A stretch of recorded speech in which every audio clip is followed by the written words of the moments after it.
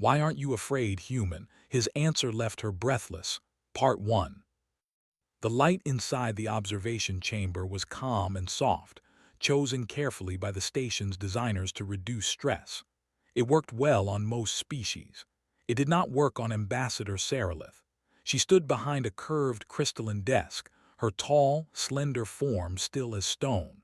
4 silver eyes watched the human in the center of the room.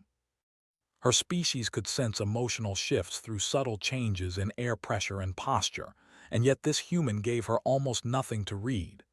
Elia's ward stood with his hands relaxed at his sides. He was not restrained. He had not been ordered to kneel. Even so, most beings placed in this chamber showed fear within seconds. Rapid breathing, defensive movements, nervous glances at the armed guards along the walls.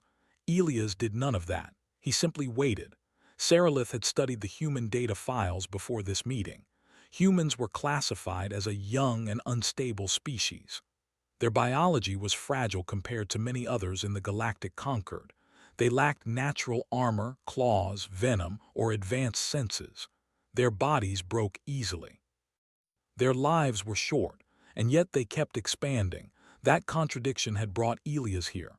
"You understand why you were summoned," Sarilith said, her voice layered with soft harmonics. Elias nodded. "Yes, Ambassador. That's why we went." Most species had the choice to grow in safe worlds. Humans were known for dramatic speech, but this was not drama. This was plain truth, spoken without pride. "Even so," she said, "you were intercepted by conquered defense ships. You were outmatched. You made no attempt to flee. Because fear-based decisions usually lead to worse outcomes." "Then why," Sarilith asked, "do you appear so calm now? You speak as if you are responsible for more than yourself."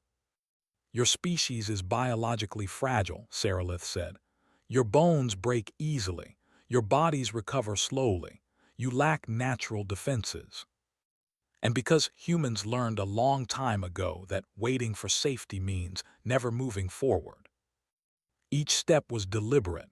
Her species towered over humans, and she knew the physical difference alone unsettled most visitors. Elias did not step back. "Do you know," Sarilith said, "how many species have failed their first contact with the conquered? They tried to hide weaknesses, or they tried to threaten, or they begged." She studied his face. There were signs of fatigue there now, fine lines around the eyes, a weariness that suggested long responsibility, not personal ambition. "You could be lying," she said. "I could," Elias agreed. "But then you'd sense it." "Why did you enter restricted space?" Sarilith asked. "Because we found something," Elias said. The observers leaned forward. "A signal," he continued. "Old, damaged, not human, not any known conquered species. And we believe ignoring it would be a mistake." "You risked your lives," she said, "for a signal that may not matter." "I can sense it now." "Human Elias Ward," she said, her voice carrying a different tone now. "The conquered will pause judgment on your species."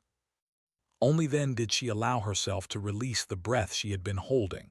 The files had said humans were fragile. They had been wrong. Humans were not fearless. They were something far more dangerous to predict. They felt fear, understood it, and still chose to move forward. And the galaxy was only beginning to realize what that meant. The corridor outside the observation chamber was quiet, lit by steady white panels along the walls. Elias walked between 2 conquered guides, their movements smooth and careful. They did not treat him like a prisoner. That detail did not escape his notice.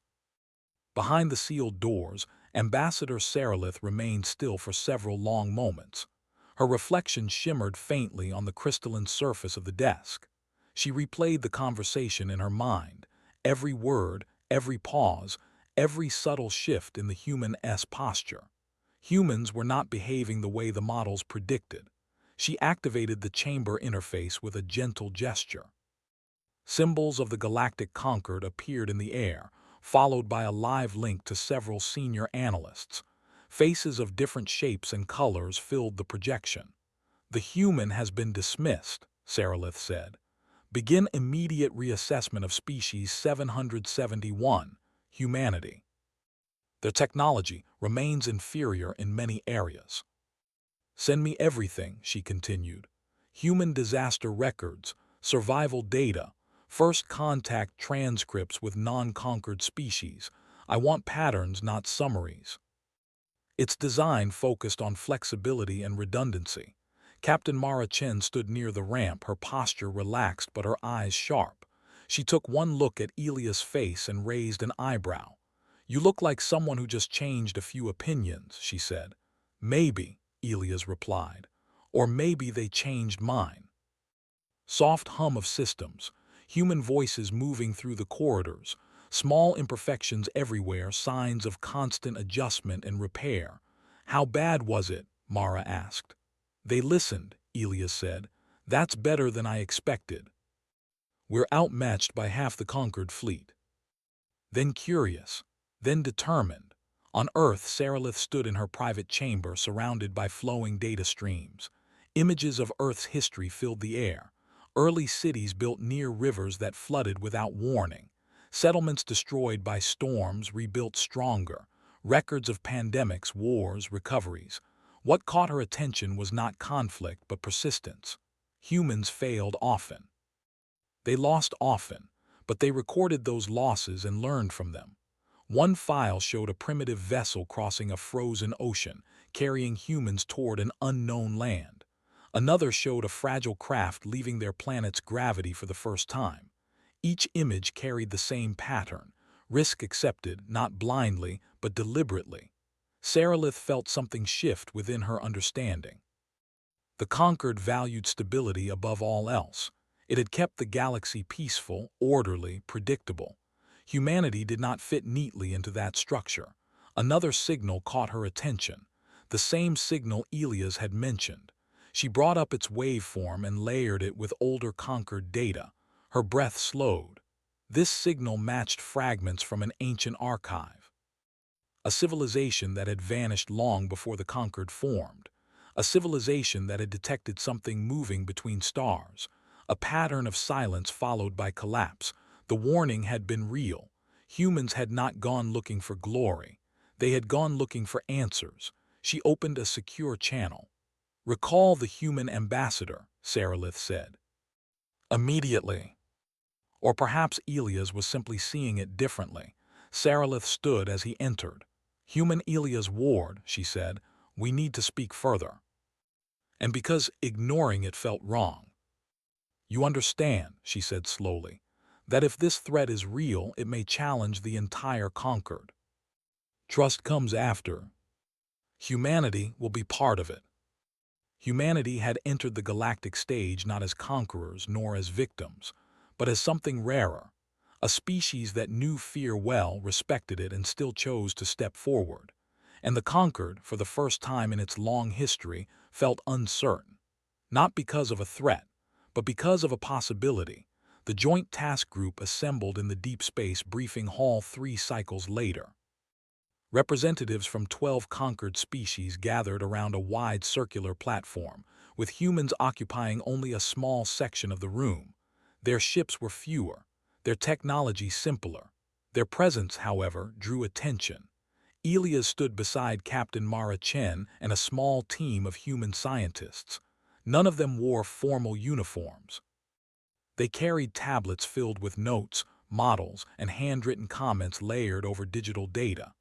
Ambassador Sarilith observed from the elevated ring above. She had insisted on being present. Something about this investigation felt important beyond protocol. The ancient signal pulsed slowly in the center of the room, translated into light and sound patterns all species could perceive. It repeats every 74 cycles, said a conquered analyst. No change in structure, no clear message, likely an automated beacon.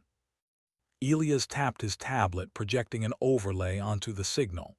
We compared this to human emergency systems, distress beacons, black box loops, even old Earth lighthouse signals. Life, Mara said quietly. She stepped forward and brought up a star map. Entire regions were marked with faint outlines. Systems once catalogued by ancient probes, now empty. No debris fields, she added. No radiation spikes. No signs of war. A conquered scientist shook their head. Speculation. You are projecting human experience onto unknown phenomena. Conquered drones, advanced and heavily shielded, launched toward the nearest marked system. Humanity contributed smaller probes alongside them, less durable but more adaptable. Days passed in tense monitoring. The first data returned quietly. No planets destroyed, no stars altered, just silence. Sensors showed planets still intact, atmospheres stable, cities standing, empty. Sarilith watched the feeds with growing unease. Where are the inhabitants? An ancient civilization had disappeared across multiple systems without leaving evidence of conflict. Fear rippled through the task group. This was beyond known threats, beyond weapons, beyond conquest. This could destabilize the conquered, one delegate warned. Public knowledge alone. We are here to understand. Less neutral, Sarilith joined him quietly. You are troubled, she observed. Yes, Elias admitted, because this reminds me of something from Earth. Slow, unseen, cumulative. It's not empty, Mara said. Something is still there. Technology, networks. The more complex a civilization becomes, the more visible it is. But we know one thing. Or could not fully process them. That may change, Sarilith said.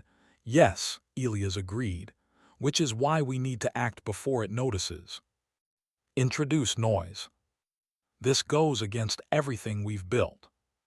They had not offered dominance. They had offered perspective, and in doing so they had shifted the balance of the galaxy.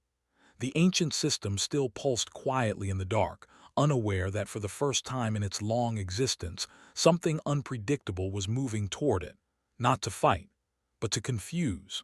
And that, Sarilith realized, might be far more dangerous. The test began quietly. No announcements were made to the wider galaxy. No dramatic movements of fleets or sudden changes in borders. Instead, small things happened. Human scientists shared open-source algorithms with conquered researchers. Conquered engineers invited human teams into systems that had been closed for centuries. Trade routes were adjusted, not for efficiency but for variety. To the conquered, it felt wrong. Order had always been their strength. Clear lines, stable growth, predictable development. Humanity introduced overlap, redundancy, strange shortcuts, and creative inefficiency. At first, many delegates feared chaos, but nothing collapsed. Weeks passed, then months. The ancient system continued its slow, silent process in distant regions of space, yet something changed. The background patterns it followed began to blur. Signals that once formed clean structures now twisted and tangled. Human analysts noticed it first. It's hesitating, one of them said during a joint briefing. Hesitating? A conquered scientist repeated. That is not a behavior. The ancient system, whatever it was, no longer moved smoothly across star maps. Its influence flickered, paused, redirected, as if confused. It cannot simplify what it cannot categorize, Elias explained. We're giving it too many inputs. The conquered authorized expansion of the program, more shared research, more cultural exchange, mixed crews, hybrid stations, systems that blended different approaches instead of refining a single perfect one. The galaxy grew messier and safer. The ancient systems' reach slowed further. Entire regions once marked as at risk stabilized. Civilizations continued to grow, not in straight lines but in complex webs. For the first time in recorded history, the conquered adapted rather than preserved. Not everyone welcomed the change. Some species resisted, clinging to old structures. A few systems refused integration. They isolated themselves, believing order would protect them. They were wrong. One such system went silent. Not destroyed, not attacked, simply gone. The message was clear. Sarilith addressed the conquered council in full assembly. Her voice carried across the vast chamber, steady and resolute. We believed stability was strength, she said, But stability without adaptability is fragility. Humanity did not defeat this threat, she continued. They understood it. No declarations of superiority, just relief, shared smiles, and long messages sent back to Earth. Elias stood once more at the observation window, watching stars drift past the station. This time, Sarilith joined him without hesitation. The ancient system is retreating, she said, or dissolving. We are not yet certain. Fear shaped you, but it never ruled you. Humanity had arrived in the galaxy not as conquerors, not as saviors, but as something far rarer. A reminder that survival was not about being the strongest. It was about being willing to change. And somewhere in the deep darkness between stars, an ancient process finally failed to understand the universe it once consumed, because humanity had taught the galaxy how to be unpredictable. And that made all the difference.